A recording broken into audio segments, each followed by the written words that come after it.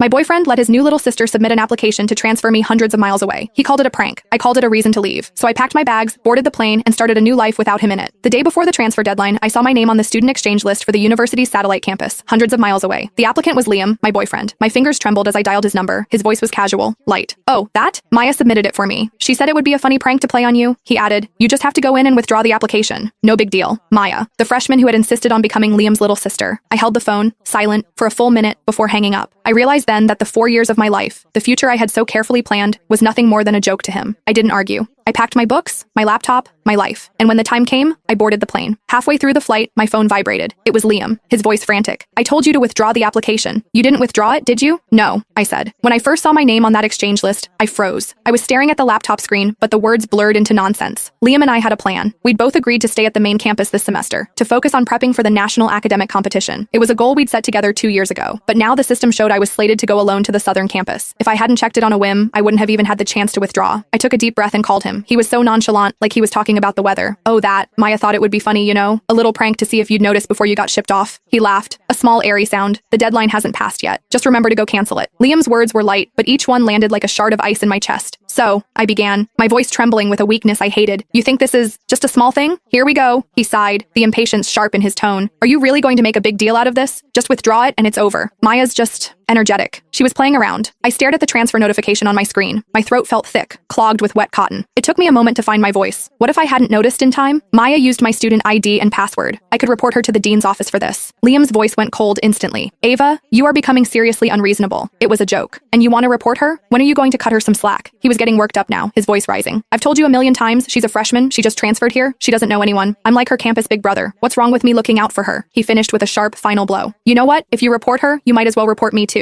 The line went dead. The dial tone was a high, piercing whine that drilled into my ear, pinning me to my chair. I held the phone, my own shocked face reflected in the dark screen. The sounds of the library around me faded into a distorted silence. High school to college. I'd known Liam for 5 years, dated him for 4. He was my boyfriend, the upperclassman who had guided me through the confusing first days on campus. I thought back to freshman year of high school, when I'd hidden in a library carrel, crying because I was homesick. He'd found me, sat with me, and talked me through it with a gentleness that soothed the ache in my chest. I remembered the homecoming dance our sophomore year, when a senior girl wouldn't leave him alone. I'd walked right up and looped my arm through his, claiming him. The way he'd looked down at me then, his eyes crinkling with a smile. After the dance, walking me back to my dorm, he'd asked me to be his girlfriend under a sliver of a moon. 5 years had woven him into the very fabric of my life. Everyone said we were the campus golden couple, destined to walk the same path. We'd already planned it all out. After graduation, we'd stay in this city, get an apartment, adopt a cat. We were going to carefully transplant our student love into the real world and watch it grow. Everything was supposed to run on its designated track, smooth and steady, toward a bright future. But now, I was staring at a cold, digital notification that felt like a punchline to a joke I wasn't in on.